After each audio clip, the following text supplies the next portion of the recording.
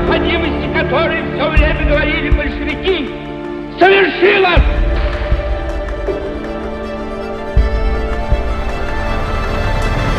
Nos despertáramos con la noticia de que la URSS se desintegró, que esperamos que no ocurra jamás.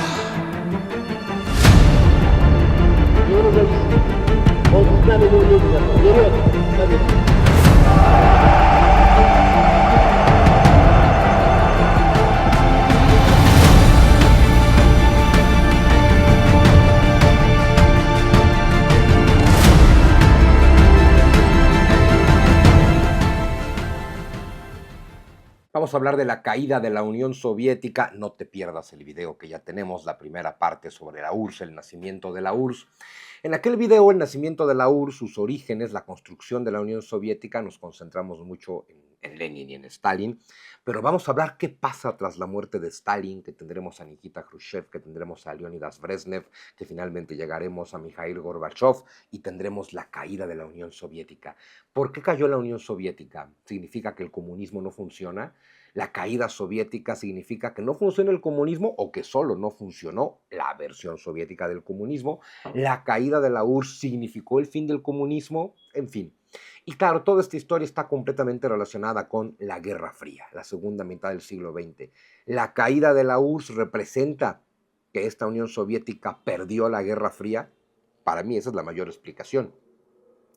Lo que tenemos la segunda mitad del siglo XX es una guerra entre las dos potencias que emergieron de la Segunda Guerra Mundial. Es bien importante ubicar eso. En la Segunda Guerra Mundial, que no es más que el segundo round de la primera, ¿no? Hay que entender las dos guerras mundiales como una gran guerra de 30 años de Europa contra Europa. No hay que olvidar que Europa llevaba 500 años matándose entre sí. Desde 1492, desde que empiezan su vuelta al mundo, los europeos empezaron a matarse entre sí por el dominio del mundo. A partir del siglo XV-XVI, Europa no deja de estar en una guerra constante consigo misma. Claro, durante muchísimos siglos esas guerras cambiaron poco. Al final seguían siendo la infantería, la caballería, la artillería, los reyes ahí presentes en el campo de batalla, entregar tu espada al vencedor, etc. Para el siglo XX, la guerra se ha hecho absolutamente industrial, se ha hecho tecnológica, los presidentes no están en la batalla, están en un búnker, dan órdenes en un mapa sin ver lo que está pasando. Y disponen de, y eso fue el drama de las dos guerras mundiales, de millones y millones y millones de proletarios a los que están dispuestos a sacrificar con tal de ganar. No hay que olvidar que en las dos guerras mundiales, solo en Europa murieron 80 millones de personas y desfilaron casi 200 millones de soldados de una Europa de 440 millones de habitantes. Estamos hablando de que la mitad de la población europea era una máquina de morir y matar, y que murió el 20% de la población. Y el gran trauma de Europa, por supuesto, fue que después de este autoaniquilamiento de 30 años, Europa, el continente y la civilización que llevaban 500 años repartiéndose el mundo como botín, resultaron ser el botín repartido por dos nuevas potencias no europeas, Estados Unidos y la Unión Soviética.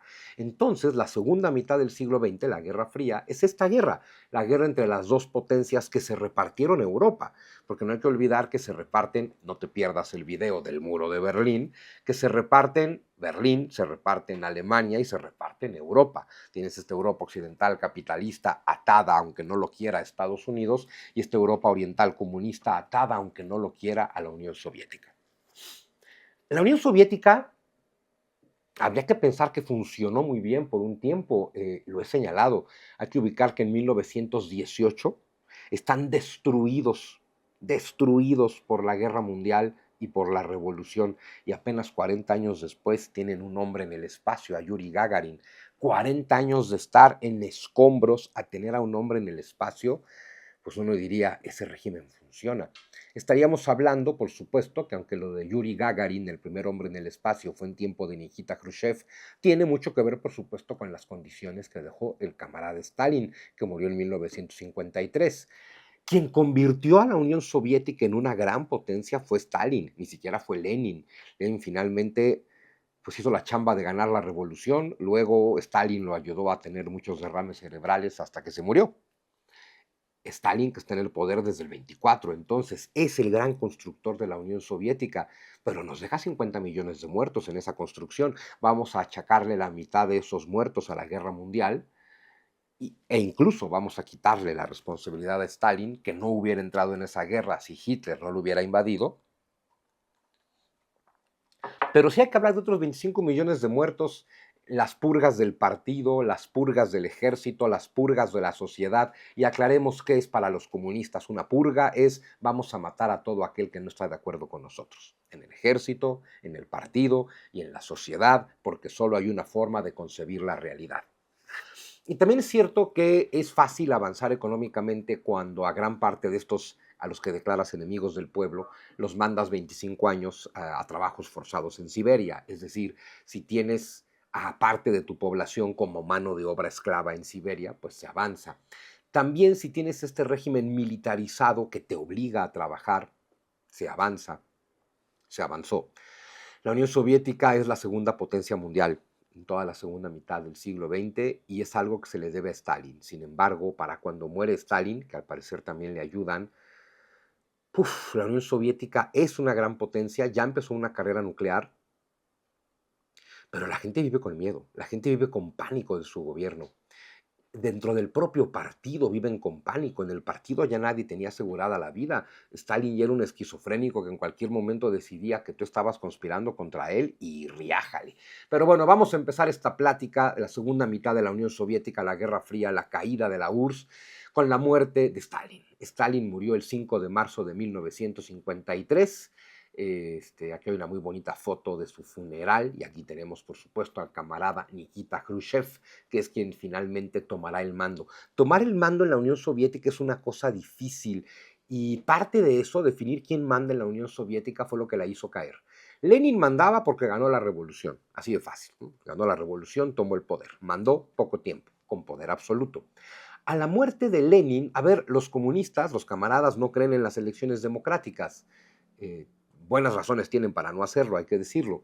Y el objetivo de estos partidos comunistas centralizados, que es como sí funciona muy bien el Partido Comunista Chino, recordando que se llama Partido Comunista Chino, aunque China no sea comunista, por eso funciona China, porque no es comunista, pero el Partido Comunista Chino mantiene la esencia del Partido Comunista, que es un partido centralizado que monopoliza el poder, pero que tiene a las mejores mentes de la sociedad, que es lo que sí tiene China, y que entonces dentro del partido se elige a quien será el líder, al presidente de China en este caso, según las necesidades de China y la gente con la que cuenta el partido.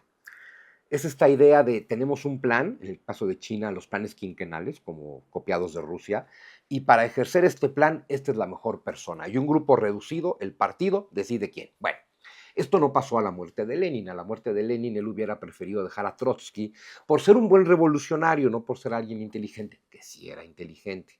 Y sin embargo, el que se fue haciendo de redes de poder abajo, es que Stalin empezó como saboteador, como contrabandista, como extorsionador, y pues ahí tiene todas sus redes de poder.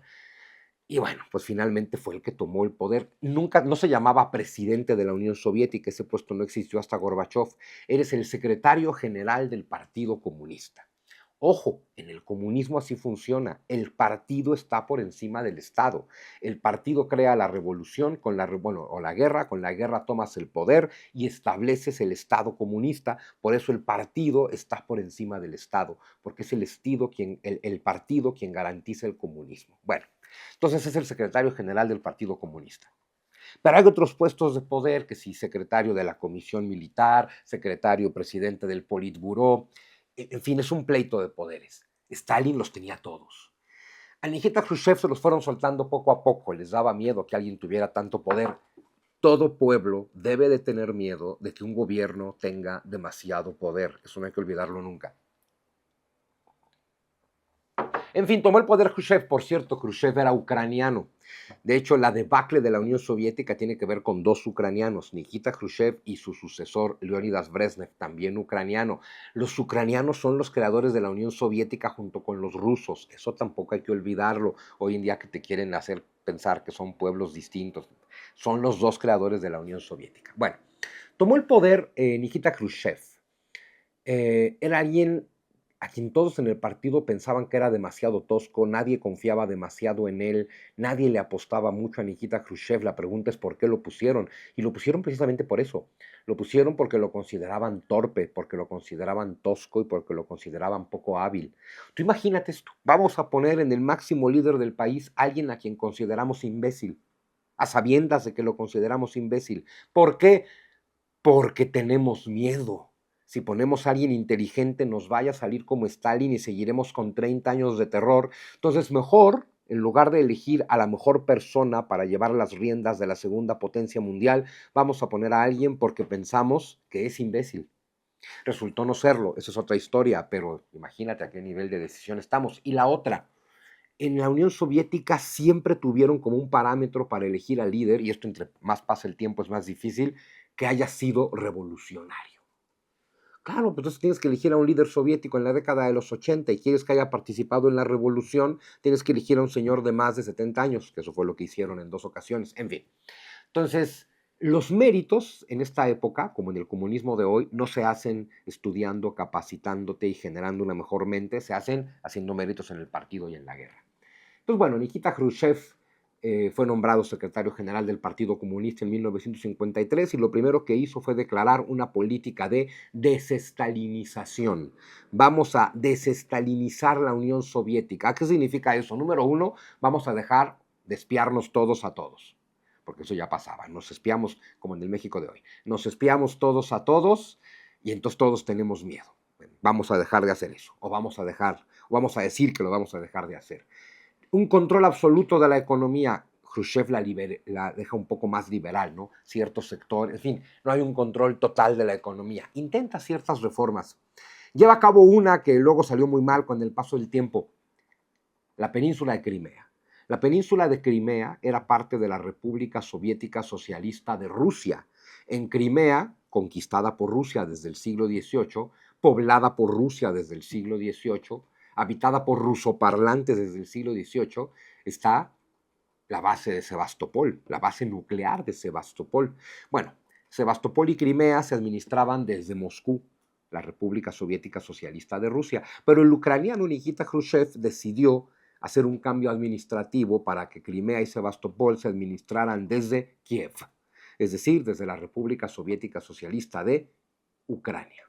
Para cuando cayó la Unión Soviética, así estaba este cambio administrativo, y así empezó el conflicto de hoy.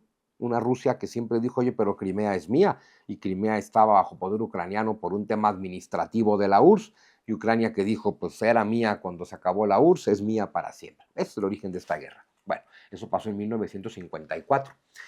En 1955, a ver, este hombre quería estar en paz con Estados Unidos, hay que decirlo. Él dice que hay que buscar la coexistencia pacífica. En 1955, bueno, en el 54 él propuso una cosa muy interesante, ya se había creado la OTAN en teoría se crea porque le tenemos miedo a la Unión Soviética. Nikita Khrushchev propuso que la Unión Soviética se incorporara a la OTAN. Era una buena idea, pienso yo. Obviamente le dicen que no y entonces, en lugar de incorporarse a la OTAN, crea su propio pacto militar, el Pacto de Varsovia, la OTAN de los soviéticos. Esa dejó de existir con la disolución soviética. También en tiempos de Nikita Khrushchev, pues es cuando comienza, o por lo menos visible y públicamente, la carrera espacial como parte de esta Guerra Fría. La Unión Soviética siempre fue ganando la carrera espacial. La Unión Soviética fue el primer país en poner en órbita un satélite artificial, el Sputnik I, en 1957, y fue el primer país en poner a un hombre en el espacio, Yuri Gagarin, ¿no?, orbitando la Tierra. Aquí está lo que les decía, esto es 40 años después de la revolución y están poniendo el primer satélite y el primer hombre en el espacio. Todo esto en tiempos de Nikita Khrushchev, que parece que la lleva bien, ¿no? Bueno, lo de Crimea era imposible saber cómo iba a salir, ¿no? Es una decisión administrativa, pero bueno, ni hablar. Pero, en fin, trató de llevarse bien con la OTAN, no lo logró, pues hizo su pacto de Varsovia, la carrera espacial funciona muy bien. Hay una película muy buena que se llama precisamente Gagarin, que es una película rusa sobre Yuri Gagarin y esta carrera espacial y la búsqueda de poner a Yuri Gagarin en el espacio, y te deja ver cómo se vivía en la Unión Soviética de la década de los 60, y era como vivir en Estados Unidos en la década de los 60, eso también hay que decirlo, aunque seguramente con más miedo. Luego, visitó Estados Unidos, Nikita Khrushchev, y le gustó mucho, y visitó Nueva York y le encantó, y se moría, esto es simpaticísimo, se moría de ganas de ir a Disneylandia. Y lo llevaron a ver Disneylandia, pero fue su propio Estado Mayor el que no lo dejó entrar. Claro, el Estado Mayor de Nikita Khrushchev, señor, adentro de ese parque y en esos juegos no podemos garantizar su seguridad. Y pues se quedó con ganas de subirse a los juegos. También dicen que en ese viaje por Estados Unidos, Nikita Khrushchev conoció un restaurante de autoconsumo de estos de las carreteras, donde la gente pasa con charolas, se sirve, come y luego la regresa. Y dijo, mira, esto es más comunista que la Unión Soviética. Y lo implementó al regresar allá. Quiso volver por segunda ocasión a Estados Unidos, Nikita Khrushchev, así le gustó, y el partido no se lo permitió como líder soviético. Y entonces el desgraciado se nombró a sí mismo delegado de la Unión Soviética en Naciones Unidas y volvió a Estados Unidos como delegado de las Naciones Unidas. Es decir, parece que se podían llevar bien y sin embargo algo salió muy mal. En 1961, bajo el mandato de Nikita Khrushchev, se construyó el muro de Berlín. El muro de Berlín, no te pierdas el video del muro de Berlín, pues es una cosa terrible porque es construir un muro porque la gente se está escapando de la Alemania comunista. Entre el 49, que nace la Alemania comunista, y el 61, que se construye el muro, en 12 años, 5 millones de personas habían escapado de Alemania. No solo es que se te vaya tu fuerza laboral, es ver el fracaso de tu sistema, y entonces construyó el muro de Berlín. Es uno de los fracasos de Nikita Khrushchev. Y luego, la razón por la que al final lo van a quitar del poder, tanto a él solo lo deponen, como a Kennedy, a él lo matan, la crisis de los misiles. Del 14 al 28 de octubre de 1962. Vamos a ubicarnos. Para el 62 ya estamos en plena competencia nuclear. La Unión Soviética tiene armas nucleares, Estados Unidos también, están compitiendo a ver quién tiene más. La OTAN tiene misiles nucleares de Estados Unidos en Turquía, en la frontera con la Unión Soviética, y entonces en respuesta la Unión Soviética quiere amenazar por igual a Estados Unidos, y es cuando se pone de acuerdo con Fidel Castro para mandar misiles nucleares a Cuba.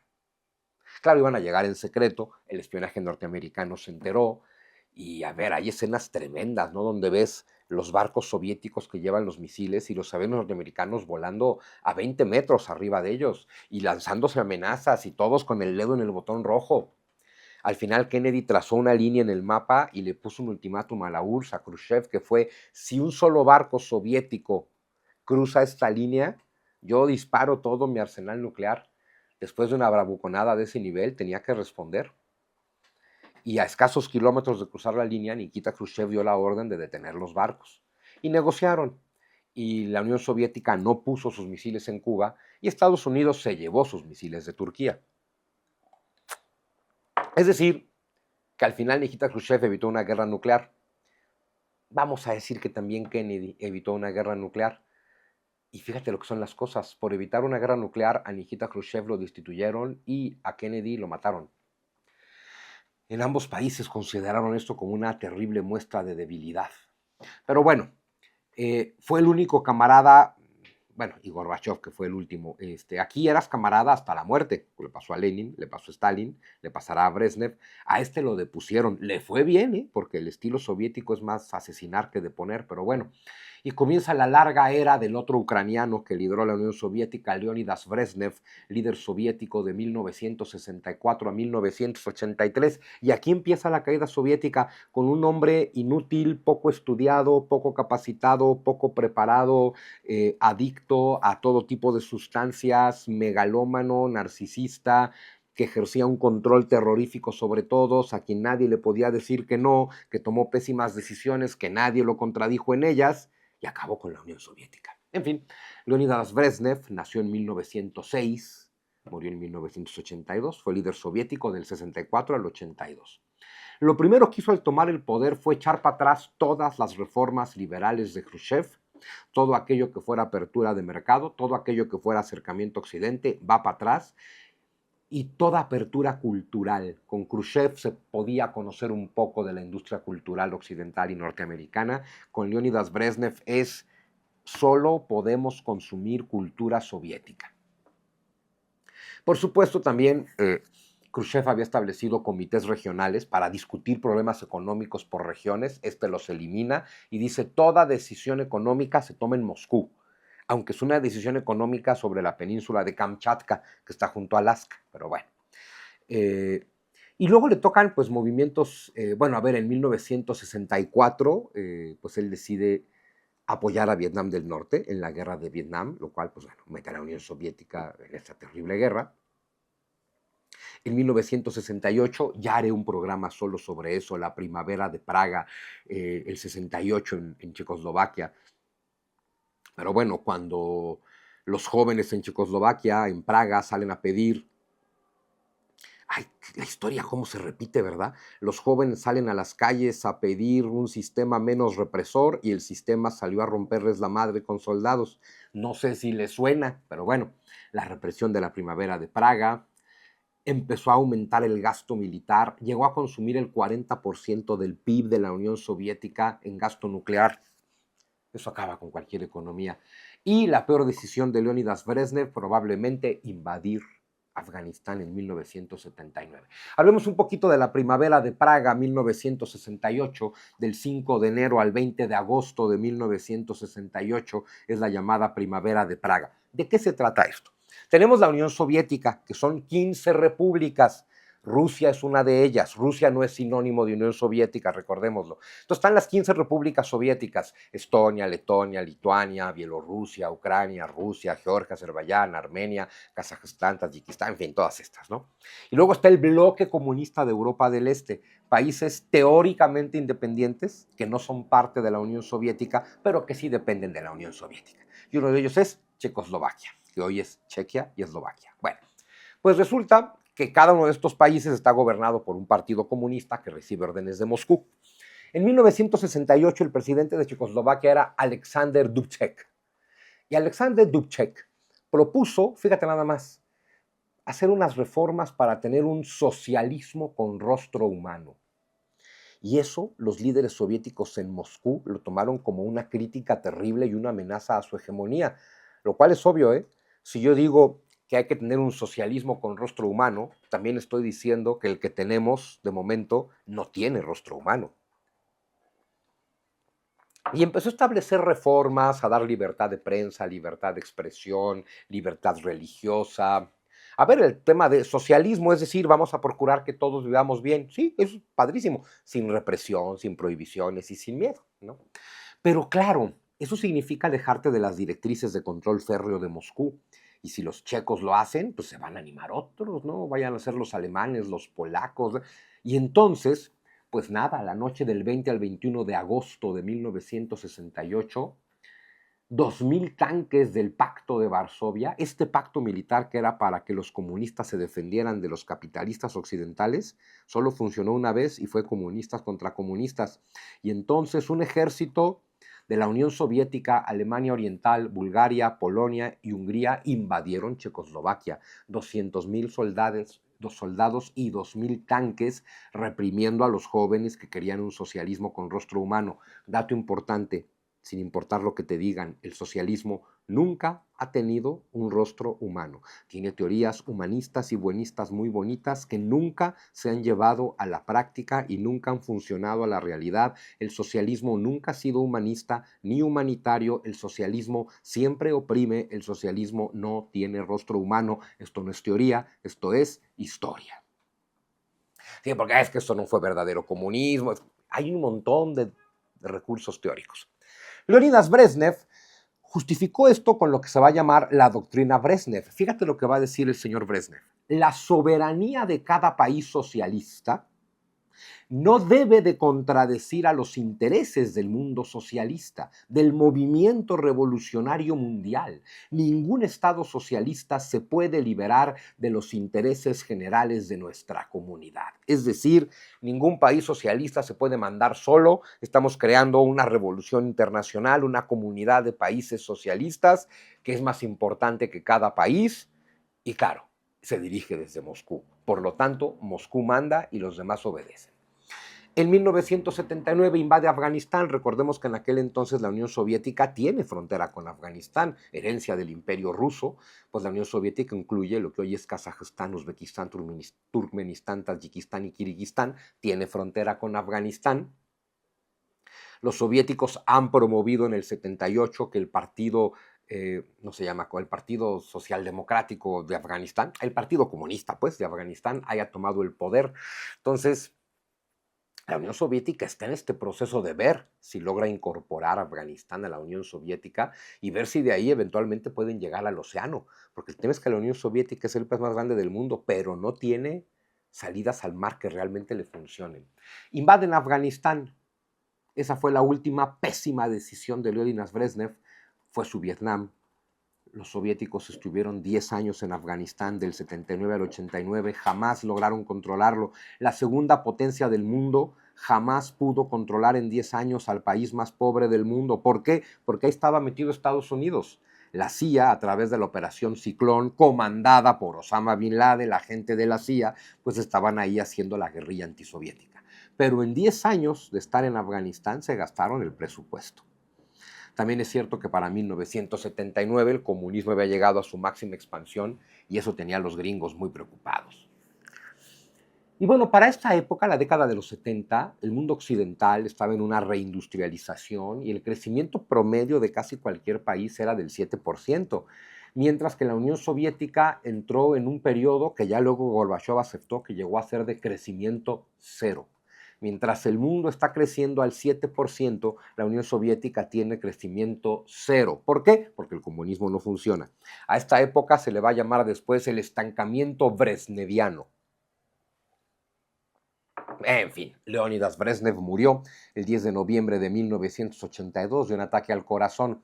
¿A quién puso en su lugar el Partido Comunista? A un señor de 70 años, Yuri Andropov. ¿Por qué? Porque buscamos camaradas leales a la causa, que hayan estado en la revolución. Bueno, Yuri Andropov gobernó 15 meses y se murió. Y entonces le dieron el poder a Konstantin Chernenko, de 73 años, que estuvo menos de un año y se murió en 1985, y entonces decidieron elegir a alguien más joven, menos mal, y ese alguien más joven, Mikhail Gorbachev, pues nada más y nada menos generó el colapso de la Unión Soviética. El 11 de marzo de 1985, Mikhail Gorbachev fue nombrado secretario general del Comité Central del Partido Comunista. Qué complejo, ¿no? Secretario general del Comité Central del Partido Comunista, es decir, el líder soviético. Y él traía, y así había venido creciendo en el partido, un plan reformista. O sea, este hombre, Gorbachev, ya viene diciendo dentro del partido, oigan, esto no funciona. Yo tengo un plan, yo tengo reformas, pues finalmente lo ponen al mando. Toma el poder en marzo del 85. Ese mismo año, 1985, Gorbachev aceptó mundial y públicamente que la economía de la Unión Soviética estaba estancada desde la década de los 70. Es decir, el señor va a decir, llevamos 15 años sin crecer.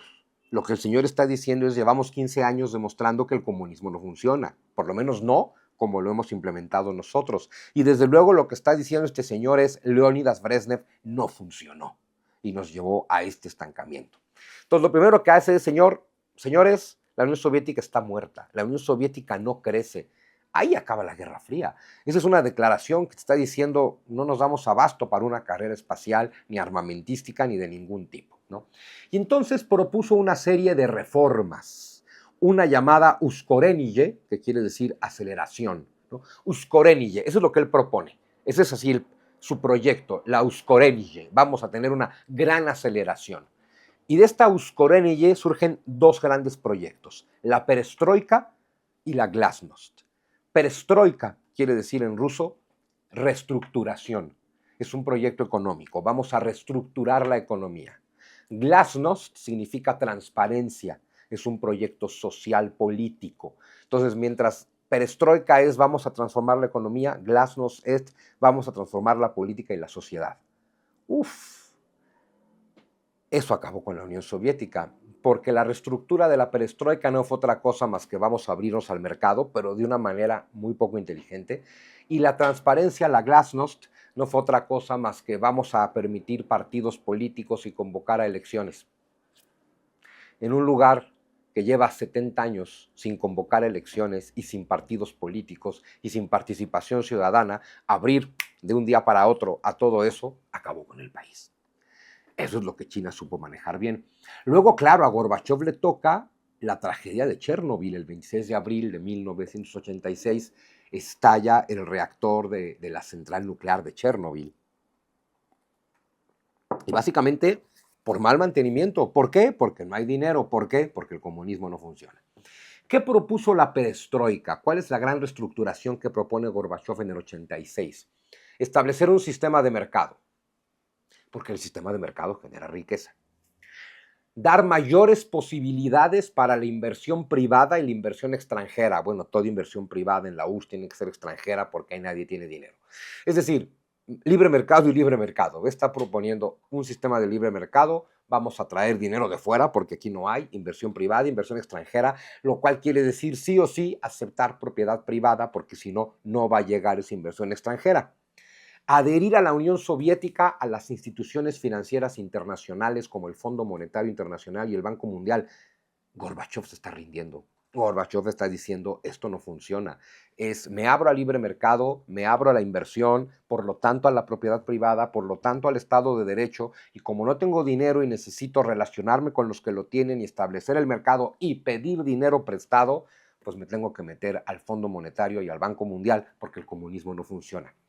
Y claro, también propone disminuir la intervención estatal en todo proceso de planeación económica, porque si tú no aseguras que el Estado no va a meter sus asquerosas manos en la economía, pues nadie va a meter su dinero. Claro, la perestroika empezó a generar dinero, por supuesto, y empezó a generar riqueza, por supuesto, y bienestar, por supuesto. Así funciona el libre mercado. ¿Qué propone la glasnost? La transparencia, derechos y libertades democráticas, prensa libre, libertad de crítica, libertad de disentir, de no estar de acuerdo, establecer un sistema de múltiples partidos cuando solo estaba permitido el Partido Comunista. Y si va a haber múltiples partidos, tiene que haber libertad de prensa, de manifestación, de crítica y de disentimiento. Y si va a haber múltiples partidos con todas esas libertades, es porque va a haber elección democrática de dirigentes. Los rusos no han votado nunca. No votaron en toda la era soviética y no votaban antes en el Imperio Ruso. Entonces toma un pueblo que lleva 400 años sin votar, nunca, jamás, y ni siquiera conoce el sistema, y le dices, vamos a votar. No tenía forma de salir bien. Esto es un proceso que se tenía que hacer de manera más inteligente, más paulatina. También acepta, dentro de esto de que no tenemos dinero, dice, bueno, pues tenemos que dejar de gastar tanto. Para dejar de gastar tanto dinero, número uno, dice Gorbachov, le propongo a Estados Unidos un desarme bilateral. Vamos los dos a acabar con la carrera nuclear. Cuando Estados Unidos dice que no, porque están presionando, Gorbachov declara un desarme unilateral. Dice, bueno, yo me voy a desarmar aunque Estados Unidos no lo haga. ¿Por qué? Porque no tenemos dinero. Del mismo modo, Gorbachov va a decir, la Unión Soviética se retira de todo país ocupado militarmente. Eso implica que la Unión Soviética se va de países ocupados en África. Eso implica que la Unión Soviética se retira de Afganistán. Terminan de retirarse en 1990 y Afganistán vuelve a la guerra civil de la que no ha salido.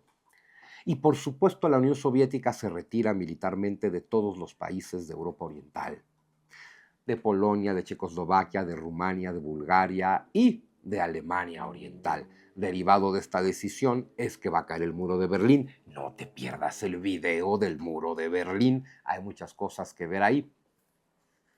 Y bueno, entonces desde el 89, que se anuncia esto, que se salen los militares de todo país ocupado, pues esto desencadena el desmoronamiento de todo este régimen. El 9 de noviembre de 1989 cae el muro de Berlín. Las dos Alemanias, occidental y oriental, empiezan a negociar la reunificación. Se reunifican como la única sola Alemania que son hoy, el 3 de octubre de 1990. Es decir, que la Unión Soviética ha perdido su colchón en Europa Oriental y ha perdido presencia en el resto del mundo, porque está cayendo. La Unión Soviética ya solo se va a concentrar en sí misma y aún así tiene muchos conflictos. Las reformas de Gorbachov. Entre marzo y abril de 1989 se formó el nuevo Congreso de Diputados del Pueblo, que básicamente fue para hacer reformas políticas, para convocar a elecciones. Vamos a ver si entendemos esto. La Unión Soviética para este momento es un país compuesto por 15 países, por 15 repúblicas. ¿Sí? La Unión Soviética está compuesta por 15 repúblicas. En Europa, Estonia, Letonia, Lituania, Bielorrusia, Ucrania y Moldavia. En el Cáucaso, Georgia, Azerbaiyán y Armenia. En el Asia Central, Kazajstán, Uzbekistán, Turkmenistán, Tayikistán y Kirguistán. Y a lo largo de Eurasia, Rusia. Son las 15 repúblicas soviéticas socialistas que hasta este momento todas se rigen desde Moscú, aunque tengan sus soviets locales. Lo que está proponiendo Gorbachov en este momento es que cada una de las 15 repúblicas soviéticas socialistas, Rusia incluida, que integran la URSS, elijan a su propio presidente. Y lo que no pensó Gorbachov es, ¿y entonces qué va a hacer Gorbachov a partir de ahí? Porque para hacer esto verdaderamente democrático, Gorbachov renuncia a su puesto como secretario general del Partido Comunista. Su planteamiento es, no puedo ser secretario general de un partido si va a haber muchos partidos contendiendo en elecciones. Muy bien, señor. El problema es que lo único que lo hace líder de la Unión Soviética es ser el secretario general del Partido Comunista. En el momento en que él renuncia a ser secretario general del Partido Comunista, está renunciando al poder.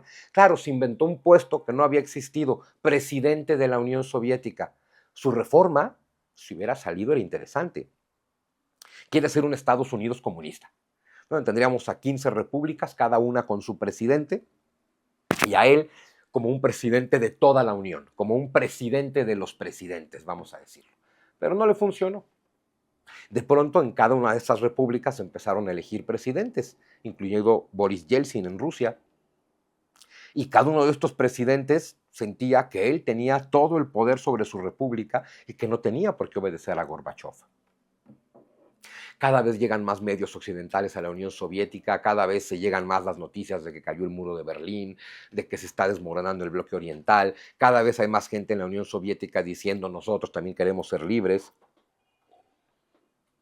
Y entonces Gorbachov, que se le pasó la mano de democrático, decidió establecer una ley. 7 de abril de 1990 se estableció una ley para permitir la separación.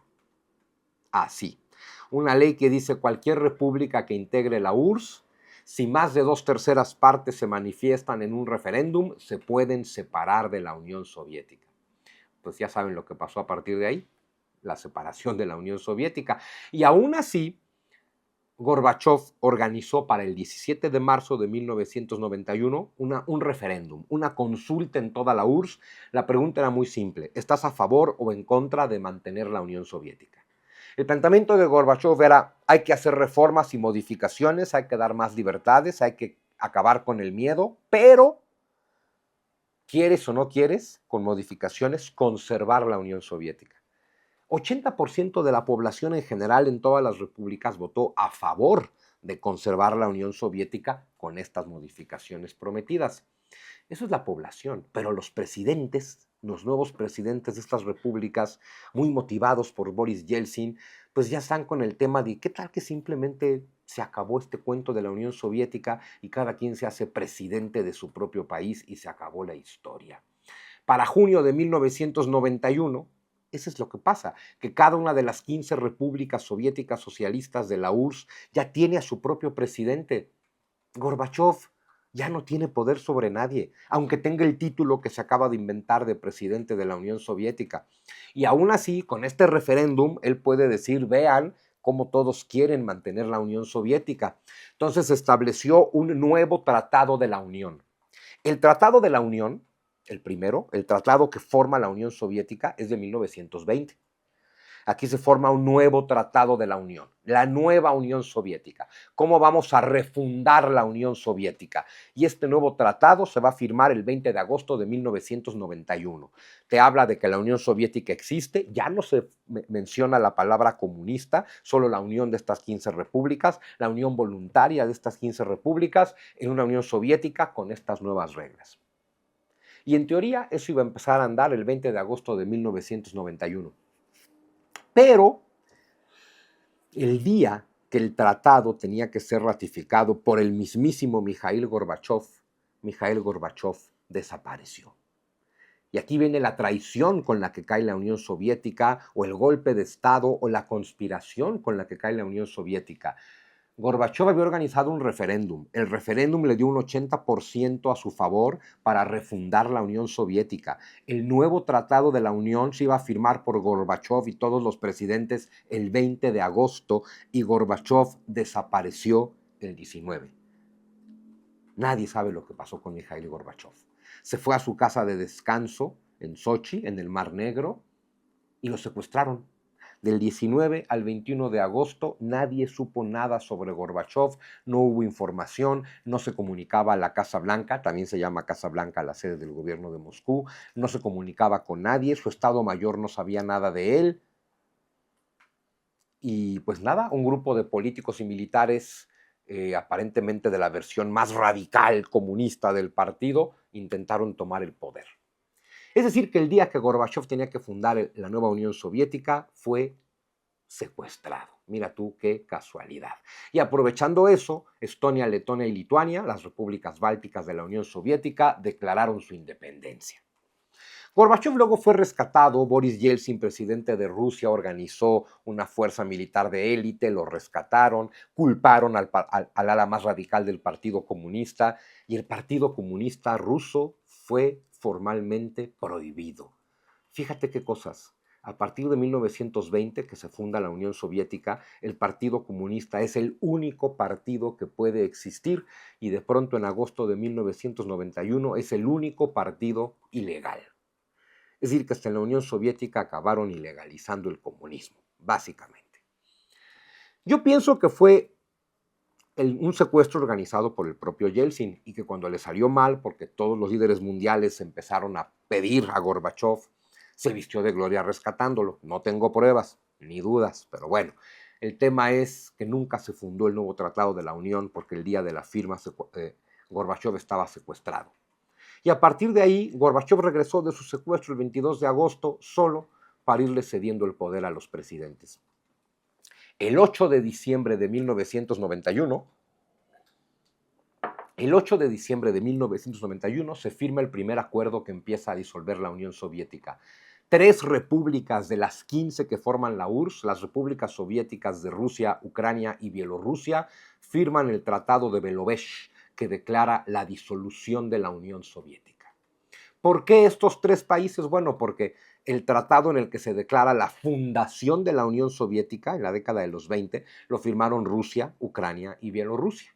Entonces, las 3 repúblicas que formaron la Unión Soviética hace 70 años, en el 91 son las 3 repúblicas que están declarando que esa unión ha llegado a su fin. Ahí no está Gorbachov, obviamente, son los presidentes de Rusia. Boris Yeltsin es el presidente de Rusia, con el de Ucrania y Bielorrusia. Mientras que Gorbachov, presidente de la Unión Soviética, está diciendo que esto es ilegal. Pero pues esto ya está pasando. Y se dijo, bueno, se disuelve la Unión Soviética y se crea una nueva cosa que se llamó Comunidad de Estados Independientes. Si te acuerdas de las Olimpiadas de Barcelona 92, no desfiló la Unión Soviética, desfiló la Comunidad de Estados Independientes y desfilaron con la bandera olímpica. Pero bueno, total que el 12 de diciembre de 1991, el Soviet Supremo de Rusia ratificó los acuerdos de Belovesh y ratificó que quedaba derogado el Tratado de Creación de la Unión Soviética de 1922. Entonces, claro, Gorbachov sigue en su oficina diciendo que todo esto es ilegal. Claro, las demás repúblicas, porque la disolución la firmaron Rusia, Bielorrusia y Ucrania. Las demás dicen, ¿qué hubo y nosotros qué? Entonces, el 21 de diciembre se reúnen en Almaty, capital de Kazajstán, todas las demás repúblicas, y a través del llamado Protocolo de Almaty, o de Alma-Ata, el 21 de diciembre de 1991, todas las repúblicas soviéticas confirmaron la disolución de la Unión Soviética. Gorbachov seguía diciendo que esto era ilegal. Finalmente, el 25 de diciembre de 1991, Mikhail Gorbachov no tuvo más remedio que aceptar la realidad y renunció a todos los poderes soviéticos que ya solo eran simbólicos. El 26 de diciembre de 1991, el Soviet Supremo de la Unión Soviética se reunió y el único punto de la agenda era autodisolver el Soviet Supremo. En ese momento dejó de existir la Unión Soviética, se llegó al acuerdo de que Rusia, la República Soviética Socialista de Rusia, ahora Federación Rusa, la actual Rusia, heredaba el papel, el lugar de la Unión Soviética en Naciones Unidas, es decir, el escaño en el Consejo de Seguridad, así como todo el poderío nuclear. Armas nucleares que estaban en Ucrania, por ejemplo, fueron llevadas todas a Moscú. Y bueno, finalmente Boris Yeltsin, presidente de Rusia, y Mikhail Gorbachev, pues acordaron firmar la desaparición formal de la Unión Soviética la medianoche del 31 de diciembre de 1991. Así es que así, con 1991 termina el año y deja de existir la Unión Soviética. El 1 de enero de 1992 amaneció sin Unión Soviética y con 15 nuevos países que seguro ya te los aprendiste: Estonia, Letonia, Lituania, Bielorrusia, Ucrania y Moldavia en la parte europea, Georgia, Azerbaiyán y Armenia en la parte del Cáucaso, los 5 del Asia Central, Kazajistán, Uzbekistán, Turkmenistán, Tayikistán y Kirguistán, y a lo largo de toda Eurasia, Rusia. Esos son los 15 países resultados de la caída de la Unión Soviética. Por supuesto que esto ha generado todos los conflictos con los que vivimos todavía hoy, porque desde que cae la Unión Soviética, desde que cae el bloque soviético, países como Polonia de inmediato ¡bum!, se van al bloque occidental y a la Unión Europea y a la OTAN, y gran parte del bloque socialista también. Dentro de las repúblicas que eran parte de la Unión Soviética, Bielorrusia es absolutamente prorrusa, Ucrania está partida en dos en esa cuestión, la parte oriental es Rusia, la parte occidental es Ucrania. En Moldavia hay un buen porcentaje de la población que habla ruso y que siguen siendo prorrusos, lo mismo pasa en Georgia y en Armenia, no tanto en Azerbaiyán. Gran porcentaje de la población de Kazajistán también es rusa, pero también lo que pasa es que surgen estos países del Asia Central, Kazajistán, Uzbekistán, Turkmenistán, países recién nacidos que nunca han existido, que eran parte de la Unión Soviética, que antes eran parte del Imperio Ruso, que nunca han sido países, que no tienen tradición de existir como país, que nunca han tenido una estructura estatal, que nunca han tenido una economía independiente, que no tienen una moneda, que no tienen nada, y ahora son países independientes. ¿Quién llegó de inmediato? Estados Unidos. Y es cuando entonces las empresas petroleras norteamericanas empezaron a apoderarse de toda el Asia Central y el Cáucaso, que antes era Unión Soviética, en torno al Mar Caspio, a su gas, a su petróleo, pues ahora lleno de presencia estadounidense, igual que Ucrania, igual que el bloque comunista de Europa del Este. Por eso Vladimir Putin describe esto como la peor catástrofe geopolítica del siglo XX. Y bueno, lo más terrible de esta catástrofe geopolítica te lo quiero explicar con este mapa, porque con estos dos mapitas lo entiendes todo. Mira, este es un mapa de cómo se veía el espacio soviético entre 1949 y 1989. Vemos lo que es la Unión Soviética: Rusia, Estonia, Letonia, Lituania, Bielorrusia, Ucrania, Moldavia. Esto es Unión Soviética, son las repúblicas soviéticas. Y en este color más clarito vemos el bloque comunista, los países teóricamente independientes, pero que no lo son: Alemania Oriental, Polonia, Checoslovaquia, Hungría, Rumania, Bulgaria, etc. Es decir, que hasta acá llega el espacio de protección del espacio ruso. En términos de geopolítica, Rusia se ha metido por la planicie europea hasta llegar al corazón mismo de Europa, llega hasta Berlín. Y esto fue el poder soviético ruso entre el 49 y el 89. Y luego ve nada más, del 89 al 91, perdieron todo esto. Este cambio de mapas te lo explica todo. Tú imagínate que tú eres la Unión Soviética, que tú eres el poder que reside en Moscú y que tienes todo este colchón para proteger el núcleo de tu poder y que de pronto en 2 años lo pierdes todo. La caída de la Unión Soviética en 1991 pareció ser muy tersa, en su momento lo fue, por supuesto. Gorbachev confió, error de Gorbachev, en Estados Unidos, se llevó bien con Reagan, se llevó bien con Bush, tenían buenas relaciones, eran muy amigables entre ellos, firmaron muchos acuerdos, se llevaron después muy bien, Bush se llevó muy bien con Boris Yeltsin, siguieron desmantelando el arsenal soviético de la Federación Rusa. Pero al mismo tiempo que Estados Unidos trataba de llevarse bien con Rusia, también seguía haciendo crecer a la OTAN y rodeando cada vez más a Rusia. Y entonces, claro, la década de los 90 fue muy complicada porque, por un lado, me hablas de amor y amistad.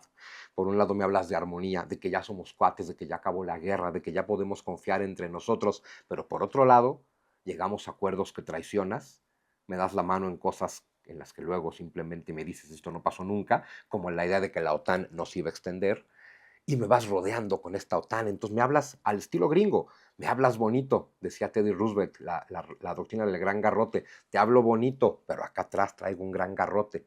Y eso es lo que empezó a percibir la Rusia, sobre todo de Vladimir Putin. Me hablas muy bonito, pero acá traes el gran garrote. Me hablas muy bonito, pero estás dispuesto a romperme la madre. Me hablas de que ahora somos socios, amigos y aliados, pero no dejas de rodearme, de espiarme y sigues generándome separatismos por todos lados. Me dices que somos amigos y sigues tratando de destruirme. Claro, Boris Yeltsin, que estaba ocupado haciéndose multimillonario, vendiendo todo lo que le quedó a la Unión Soviética, nunca se molestó por esto. Vladimir Putin, no te pierdas el video de Vladimir Putin, ahí está toda esta historia. Vladimir Putin es el que dice, no confío en Estados Unidos. Y sí, en gran medida está tratando de recuperar esta influencia, no sé si el territorio, pero sí la influencia, pues sobre todo esto que llegó a ser la Unión Soviética. La Unión Soviética sí es, como dijo Vladimir Putin, la catástrofe geopolítica del siglo XX, porque la caída de la Unión Soviética es la causa de todas las guerras que tenemos hoy en día.